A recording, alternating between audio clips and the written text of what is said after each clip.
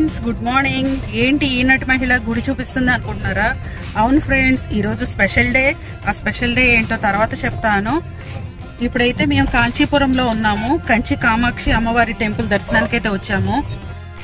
అమ్మవారి దయ వల్ల మేము కాంచీపురానికి క్షేమంగా చేరుకున్నామండి. మా ఊరి నుంచి గూగుల్ సహాయంతో కాంచీపురాన్ని ఎక్స్ప్లోర్ చేస్తున్నాము. ప్రస్తుతం మేము ఉత్తర గోపురానికి అయితే దిగామండి. ఇక్కడ ఇది ఉత్తర గోపురం అండి. మొత్తం 4 గోపురాలు ఉంటాయి.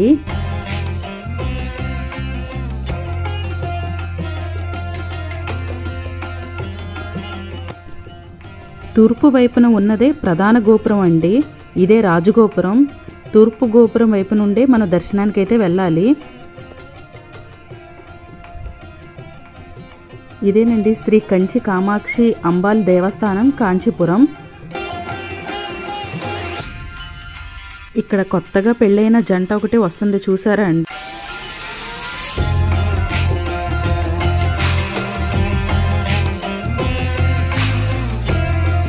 ఇది శ్రావణ మాసం కావడంతో కొద్దిగా రద్దీగానే ఉంది. ఇది లోపలికి వచ్చిన తర్వాత లోపల వ్యూ అయితే ఇలా ఉందండి. ఇటువైపు చూస్తే బలిపీఠం, ధ్వజస్తంభం, అలాగే అమ్మవారి వాహనమైన సింహం అయితే ఉందండి. కంచిలో అమ్మవారి ఆలయం అంటూ ఉంటే ఇదొక్కటేనండి. మిగతా అన్ని శైవ క్షేత్రాల్లో కూడా అమ్మవారు ఉండరు. అన్ని శైవ క్షేత్రాలకు కూడా కాంచీపురంలో ఈ యొక్క కాంచీపురం కామాక్షి అమ్మవారి ఆలయం ఒక్కటే అమ్మవారి ఆలయం అండి. ఇదే అమ్మవారి వాహనం. ఊరేగింపుకు ఈ సింహాన్నే వాడతారు. అమ్మవారు పద్మాసనంపై యోగముద్రలో చాలా అద్భుతంగా దర్శనమైతే ఇస్తారు. అమ్మవారు క్రింద 2 చేతుల్లో చిలుకను, చెరుకుగడను, కమలాన్ని ధరించి ఉంటారు. పైన 2 చేతుల్లోనూ పాశాన్ని, అంకుశాన్ని ధరించి ఉంటారు. ఇక్కడ అమ్మవారు రాజరాజేశ్వరి దేవి ఆసనంలో ఉండటం వలన సృష్టిలో ఉన్న అన్ని శక్తులపై కూడా తన ఒక ప్రభావం ఉంటుందని అంటారు. మొదట అమ్మవారు చాలా ఉగ్రరూపంతో ఉండి బలులు తీసుకుంటూ ఉండేవారంట. అటు పిమ్మట శంకరాచార్యుల వారు అమ్మవారి ఉగ్రరూపాన్ని తగ్గించడానికి శ్రీచక్రాన్ని ప్రతిష్ఠించి అమ్మవారిని శాంతింపచేశారంట. శ్రీచక్రానికి పూజలు జరిపించడంతో పాటు అమ్మవారిని శంకరాచార్యుల వారు ఊరు విడిచి వెళ్ళవద్దని కోరారట. అందుకనే అమ్మవారు ఉత్సవానికి గుడి వదిలి బయటికి రావాలన్నా కూడా శంకరాచార్యుల వారికి అనుమతి తీసుకునే వస్తారు అని చెప్తుంటారు. చాలా సంతోషంగా అమ్మవారి దర్శనమైతే చేసుకుని గర్భగుడి నుండి బయటకైతే వచ్చేసామండి.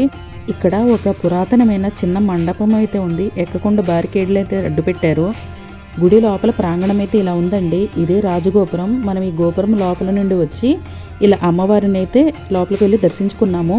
ఇక్కడ ఏ స్పెషల్ టికెట్లు కూడా ఉండవండి దర్శనానికి. అందరూ ఒకే క్యూ మార్గంలోకి వెళ్ళాలి ఎవరైనా కూడా. ఇదేనండి బంగారు గోపురం కనిపిస్తుంది, గర్భగుడి అమ్మవారిది. ఆ లోపలే కామాక్షి అమ్మవారు ఉంటారు. మీ అందరికీ కూడా కంచి కామాక్షి అమ్మవారి కృపాదయ మీ అందరి మీద ఉండాలని కోరుకుంటున్నాను. ఎవరైతే ఈ వీడియో చూస్తున్నారో వారందరి మీద. శ్రావణ మాసం నాడు నేను అమ్మవారిని దర్శించుకుంటాం నాకు చాలా ఆనందంగా ఉందండి. ఈరోజు స్పెషల్ డే అని చెప్పాను కదా, అదేంటంటే మా వెడ్డింగ్ యానివర్సరీ అండి. ఈరోజు మేము కంచి కామాక్షి అమ్మవారిని దర్శించుకోవాలని అనుకున్నది తడవగా వెంటనే మేమైతే బయలుదేరిపోయామండి. ఇదైతే అమ్మవారి గుడి వెనక ఉండే పుష్కరిణి అండి.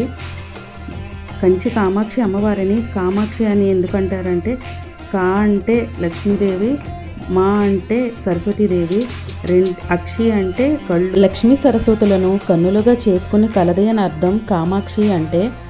కామాక్షి శక్తిపీఠం అష్టాదశ శక్తిపీఠాలలో ఒకటండి.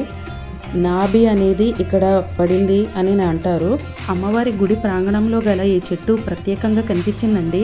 పెద్ద పెద్ద పచ్చని ఫలాలతో నిండుగా ఉంది ఈ చెట్టు. అయితే ఇది ఏం కాయలు అనేది నాకైతే తెలియరాలేదు. మీకైతే తెలిస్తే కామెంట్లో తెలియపరచండి. ఈ వీడియో చూసిన ప్రతి ఒక్కరికి special thank you for watching. Please subscribe to my channel. మరి ఒక కొత్త వీడియోతో మళ్ళీ కలుద్దాం.